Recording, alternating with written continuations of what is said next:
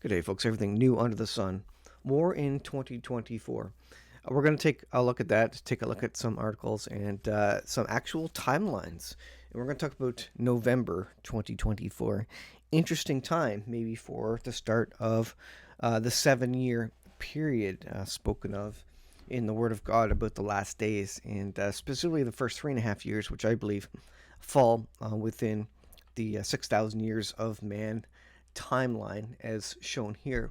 Interesting. I'm going to show you some date and time calculations, and we're gonna see what happens here.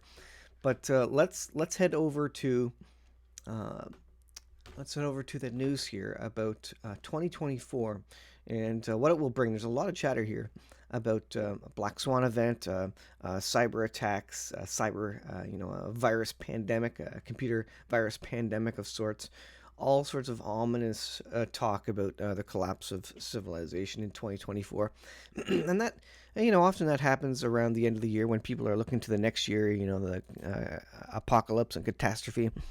But I think it's more now with the war in the Middle East, the war with Russia, Ukraine, where that's escalating to. I think it's an interesting situation.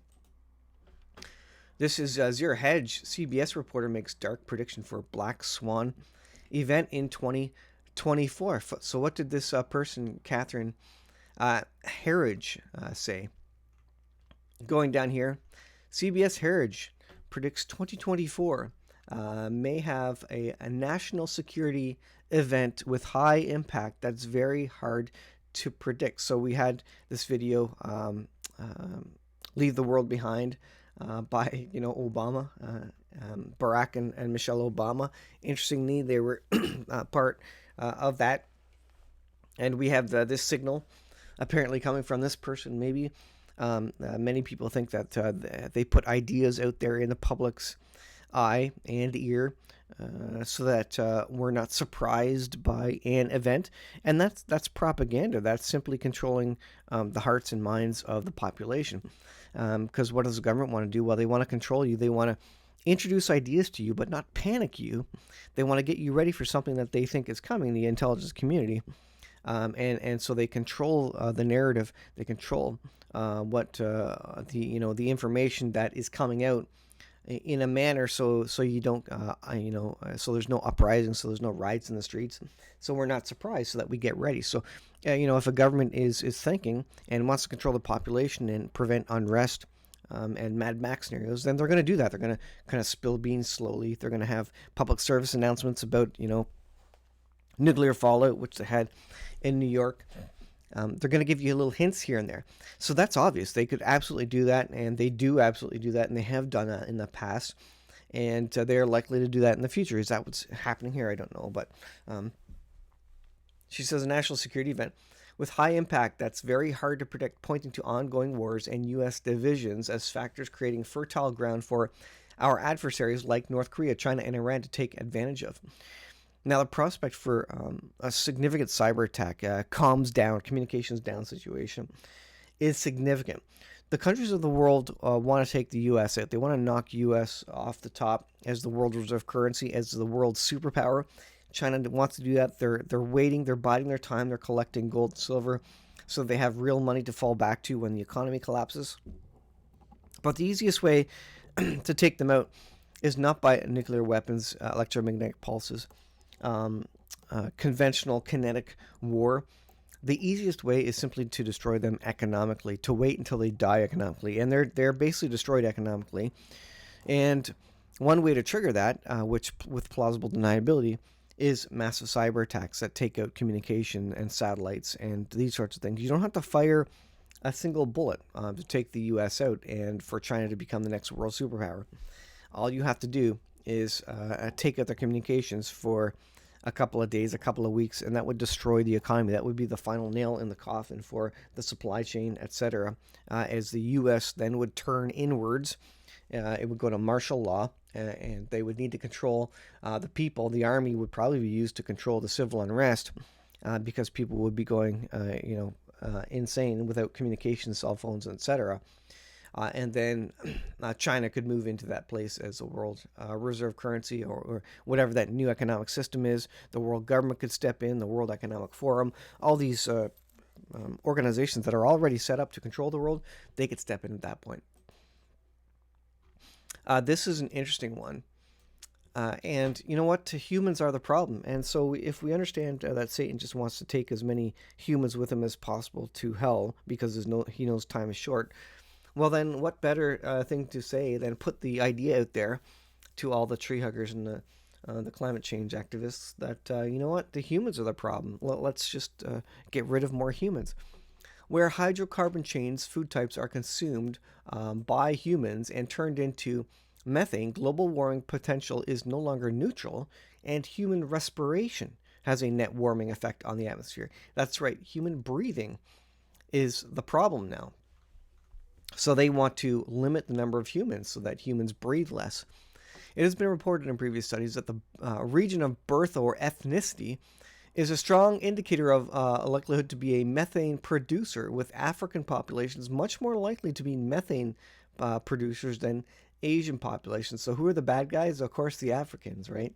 The people that supposedly no one cares about, right? That are on the other side of the world, other hemisphere, etc. Those are. It's easy to take those out first because nobody cares about those people, right? I'm just saying, tongue in cheek. This is kind of the racist idea that people have had forever. And, as long as we don't blame the Westerners, the people in the Northern Hemisphere, we're all good. The results reported in this study are consistent with the most previous studies that found a higher percentage of methane producers are, of course, females, right? So get rid of the females, and that way the men in control can stay in control and stay alive. So let's limit the number of females when compared to males producing 25%. Humans also add CO2 and other greenhouse gases by the air each time we exhale. And thus our breath CO2 emissions contribute to global warming. An average of 44,000 parts per million CO2 exists in our mouths as we breathe, eliciting a net warming effect on the atmosphere.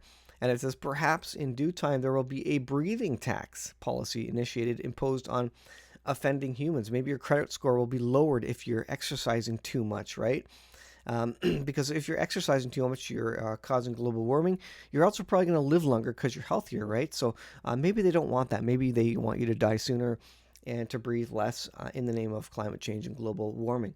Can you see where this is going? There's no trust or faith in God to balance the earth, which the Lord has already put checks and balances in to the earth.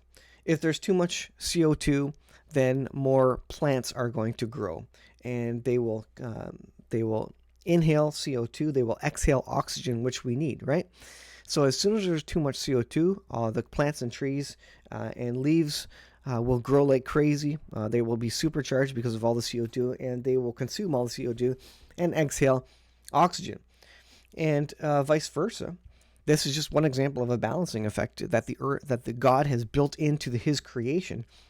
If there's not enough CO2, what's going to happen? And too much oxygen, what's going to happen? Well, plants and trees are not going to grow as fast. They're going to die off, and there's going to be less of them. Thereby then consuming less CO2 and less oxygen as well. So there's going to be less oxygen produced. So there's checks and balances. God has built these all into the earth. If one gas gets to be too much, God has already built in a plan where the plants or the ecosystem, whatever it may be, is going to address that, fix that imbalance, and balance it out again. So, folks, we just need to trust in God that his creation is going to assist. Now, we need to be good stewards. We need to not destroy the earth and actively destroy it. But on the other hand, it's not the human's fault. We should not be worrying about our breathing by any stretch. But the people who believe in this stuff are deniers of God. Atheists, whatever they are, evolutionists, but they deny God. 2024 will be a year of catastrophic war in the Middle East. This is by the end of the American Dream.com. All right, so lots of warnings about what is going to happen in 2024. Another way they take out people, how about this? Now, you look at the excess deaths. You don't necessarily follow this article, but you can follow Dr. John Campbell on YouTube. He has a ton of videos on excess deaths. Um, and Satan's going to take onesies, twosies here, as wherever he can, whether it be by abortion or some other thing like this. What is on screen here? Satan's just trying to kill as many people as possible, and that's his ultimate goal. That's he wants to be God, and he wants to destroy everything that God is doing and has done. And so, folks, he's happy. He's happy when more people die. It doesn't matter how they die. He's happy when more people die. So we would expect that. We would expect the humans who are not who don't have faith in God, basically to want to kill as many humans as possible. What happened in Christmas Eve in California? This is the death of society, the death of civil society, the loss of law and order. There were riots in the streets. There's videos here about how Christmas is being celebrated in. Let me just turn that off there. Go back here. Riots in the streets in California. Well, like, what are these kids doing? They don't care anymore. They're lawless. And where are the police? And this is where the Western world has gone to. From celebrating Christmas and being with your family, your extended family during the Christmas period, to youths just destroying things. They've got nothing better to do. They've got no outlook on life. They've got no faith, and they're just destroying things in these last days. California is just a picture of what all of the Western world will be like if we let it go far enough. When people have no faith, when they have no future. And civil war, you can see how fast civil war would happen if there is no law enforcement to deal with these people. They would just go nuts and destroy stuff just for the sake of destroying stuff. Honestly, it's starting to remind me of the people in Gaza and these sorts of societies where they don't care. They don't care about their lives. They have their own religion, their own beliefs, and there is no faith involved here. Let's look at the timeline of the return of the Lord. So we looked at, we know that the 6,000 years of man is going to end, and it started with the creation in Genesis, 6 days. In 6 days, God created the heavens and the earth, and all that in them is and are. And on the seventh day, he rested. Likewise, there's a pattern there of 6,000 years of man. And he's going to rest for 1,000 years, which is the millennial reign of Christ. But prior to that is this 7 years period spoken of in the book of Daniel as an example. And it starts with the Antichrist, who rules and reigns for a certain period, 3.5 years, up to the construction and abomination of desolation in the third temple.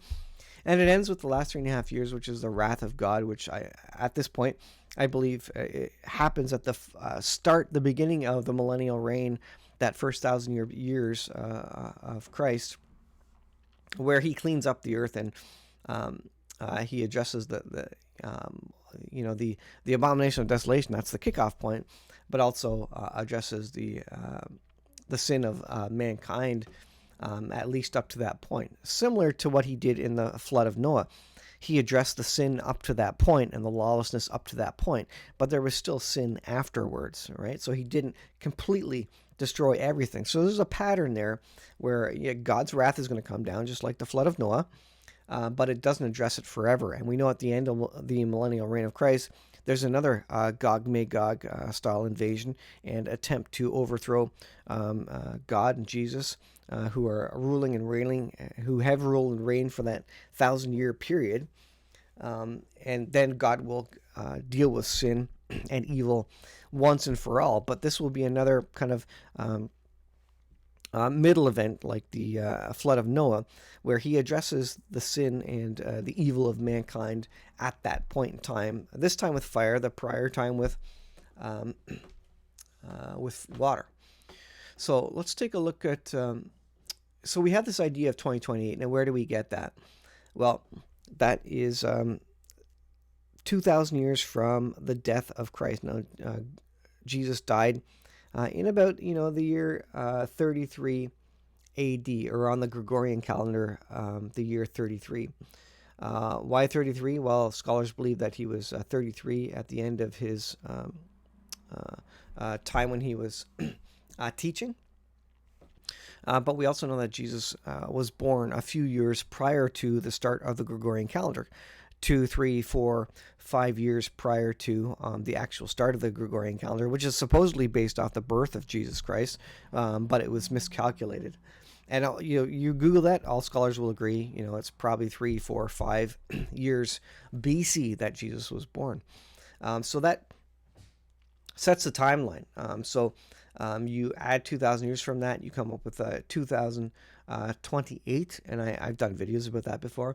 But that is the end of 6,000 years of man. Now, it's interesting that Israel became a nation in 1948, and they turned 70 years old as a nation in 2018. Well, man is given 70 years, but if by reason of strength, 80. Now that comes out of Psalm chapter 90. Let's take a look at this. I'll read the verse first. So Psalm chapter 90, verse 10. The days of our years are 60 and 10. 60 and 10. What is a score? 20. 60 is 60, and 10 is 70. And if by reason of strength they be 80. So if strength given by God, if God preserves them, they will get 80 years. Yet it is their strength, labor, and sorrow. And what is the strength of Israel? It's labor and sorrow. They're continually in wars. For it is soon cut off, and we fly away. So this speaks of the rapture. So when our days are cut off after 80 years, we fly away. We die. We go to heaven. Likewise, this idea of flying away. Again, the rapture event, when Jesus returns in the clouds, he takes us away in the clouds. We fly away, right? So there's an indication here, maybe as a rapture. Psalm 90 says, Thou, Lord, has been our dwelling place in all generations, before the mountains were brought forth, and ever thou hast formed the earth and the world. So again, speaking of the creation, going back to that time, it's all a pattern and a process, and it's all prophetic. Pattern to the Jews is prophecy. Prophecy is pattern. When you see a pattern happening, the Jews believe it, again, to be a prophecy. A pattern that's happened in the past will happen again in the future. Thou turnest man to destruction, and sayest, Return, ye children of men. For 1,000 years in thy sight are as yesterday, when it is past, as of the watch in the night. Thou carriest them away with a flood. So that happened in Genesis. They are as a sleep. In the morning they are like grass which groweth up. In the morning they flourisheth, groweth up, and in the evening they are cut down. So this all happened. They grew up again after the flood, and they will be cut down again in the evening time. I believe that's when the rapture events during a watch. There's multiple watches in a night. And you talk about Rosh Hashanah and the idea of the new moon that needs to be recognized by two witnesses. Well, the moon speaks of a time at night when they see that slice of the new moon during a midnight watch, and also that's a time of a rapture event. I think about the 10 virgins as well, watching, staying up through the night, having their lamps trimmed and oil in their lamps, ready to go. That's the Holy Spirit and salvation, and they need to be awake. They need to stay up through that nighttime period. So, indications of nighttime rapture, nighttime coming of the Lord. We are consumed by thine anger, and by thy wrath are we troubled. Thou hast set our iniquities before thee, our secret sins in the light of thy countenance. For all the days are passed away in thy wrath. The 6 days of man, they will pass away when the wrath of God comes. We spend our years as a tale that is told. So the Lord knows what is happening. He knows the future. And our tale is told. We just haven't lived it yet. On the timeline that God sees from above, it's all done. He sees it. He knows what's coming. And our time is short. For the days of our years are 80 and 10, and if by reason of strength, 80. Yet it is the strength, labor, and sorrow, for it is soon cut off, and we fly away. The rapture of the church. So if by reason of strength, so Israel turned as a nation 70 years old in the year 2018. They turn 80 as a nation in 2028. So the year in which they turn 80 years old, which is described in Psalm chapter 90 as basically the maximum number of years of someone, 80 years by reason of strength. That is also the end of 6,000 years of man, adding 2,000 years from the death of Christ. And all the time prior to that is the other 4,000 years of the history of man. So 2028 is this turning point. Now, can you figure out, exactly when the start of the 7-year period starts? If the midpoint of it, is the abomination of desolation? Well, take a look at this. This is interesting. We'll go here, and we'll look at this is timeanddate.com. So, when did Israel become a nation? When did that Psalm 90 indication or timeline start? When they were birthed as a nation, and they had 70 years up until 2018. That was 70. Up until 2028 is 80. So if we add 80 years to the birth of Israel as a nation, May 14th, 1948. You can Google that. That's when, in a day, they were declared a nation. What does that come up to? Well, interestingly, that comes up to May 14th, 2028. So that is 80 years as a nation. Is that significant? For Israel, will something happen to them before May 14th, 2028? That's apparently the end of their years as a nation. We'll see. But what if you come off that by 3.5 years? Because I believe that the 7-year period kind of straddles that 2028 or that end of 6,000 years. You can see the rapture in the green arrow there in the middle. The 7-year period straddles that. The first 3.5 years is kind of the wrath of the Antichrist on the people. A lot of things are going to happen during that period. And the last 3.5 years are the wrath of God. Go read chapter 12 of Revelation. You can see the 4 horsemen of the apocalypse happen in the first half of the period. That's the tribulation. And then the great tribulation is the wrath of God, which happens in that last 3.5 years, which happens after, Revelation chapter 6, not chapter 12, Revelation chapter 6. And then the great tribulation happens around verse 12 there, where the sun and the moon go dark. So the 4 horsemen of the apocalypse are riding during the first half. They're not the wrath of God. They're simply the sorrows and the trials and tribulations that we will encounter prior to the wrath of God. When the wrath of God happens, folks, you and I will know it.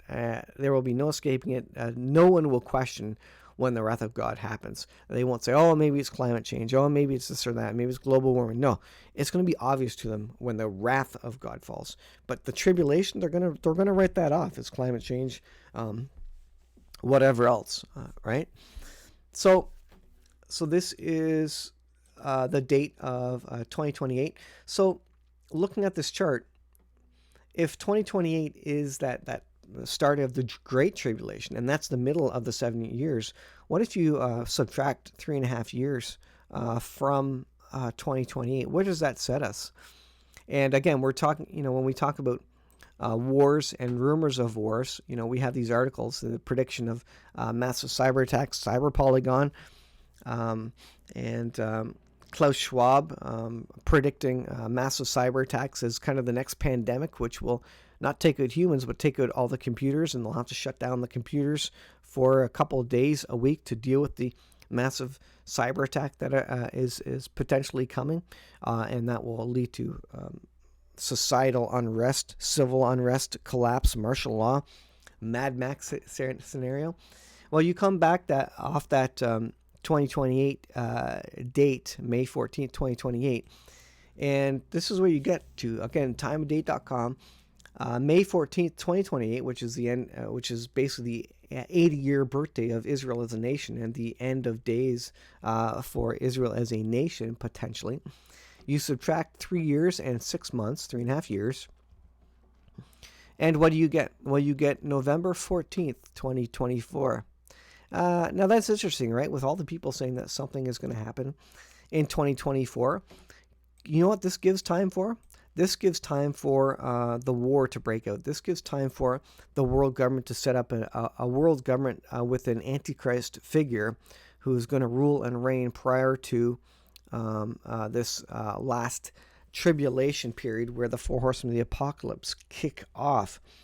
Am I saying that the 4 horsemen of the apocalypse ride officially starting November 14th, 2024. No.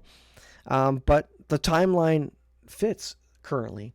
And you look at all the news from the other YouTubers looking at these things, they're saying something's coming. You look at Canadian Prepper, you look at the escalation of his videos over the last couple of years. And the faithful, those who know Jesus Christ, those who know Bible prophecy, say something is coming. The folks who are not faithful yet, Canadian Prepper, he's not a Christian by any stretch. He sees something coming. All the atheists, all the people who are just watching the world news, they see something coming. And if the tribulation starts at this point in time, we still do need time for a world war to kick off, or at least to come to the edge of World War III. We need time for the Antichrist figure to arise, to take power, and to get us out of this and to kind of trigger that 7-year period. So we need several months prior to that. So does World War kick off prior to November 14th? Could possibly be. Are all things lined up in the world geopolitically for a world war to kick off, for cyber attacks to start? We've been getting warned about it, folks. And I suggest to you that, even this timeline here is a bit off compared to that date calculation. So it could very well be indeed that this 3.5 years starts at November 2024. And what happens prior to that then? Well, it's the rising of the Antichrist. It's the Isaiah 17 destruction of Damascus war. It's this cluster of red arrows on the left-hand side. It's the rebuilding of the third temple, the Ezekiel 38 war of Gog and Magog. All these things are happening at this time. And this is all required in some fashion for the world to be in such a bad state that they would accept an Antichrist figure. They would accept a world government. They would accept a digital currency, which would turn into the mark of the beast. All this is required. All this setup is required for the last days to occur. Will 2024 be kind of the last year before the 7-year period? I don't know. But it's interesting, isn't it? Looking at the Bible verses, looking at the pattern equals prophecy, looking at the predictions of the world, Christians and non-Christians alike, looking at the predictions of the world leaders, the governments of the world, and where they're leading us right now, where they're putting their money and their effort, the war with Iran, the Houthis. Now India has sent warships to address the Houthis because Indian merchant ships are being targeted. We're heading to World War III.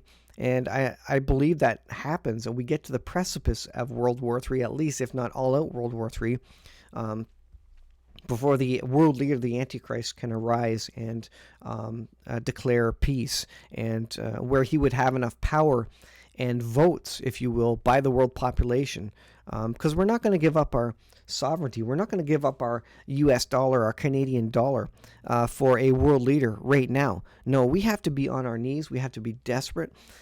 We have to be in the middle of, a 1929 worldwide economic depression. We need to be in such a bad state where we will readily accept and say, yes, a world, we need a savior. Please come and save us, world government. Please come and save us, and Antichrist. We're not going to call him an Antichrist, but come and save us, world leader. We will give up all our sovereignty as long as you give us food. And this is what's happening in the last days, in the lead up to the 7-year period, because he's going to rule and reign and control the world during that first 3.5 years, ultimately coming to a pinnacle or an end point where he sets up the abomination of desolation in the third temple. So there's a lot happening, folks. There's a significant timeline that is being rolled out here for 2024. Look up, for your redemption draws nigh. But I think, folks, we're going to see some hard times, some significant sorrow and persecution before we're removed. So buckle up, folks. 2024 looks to be an incredible time period. I'll leave there. Well, thanks for watching. We'll see you in the next video.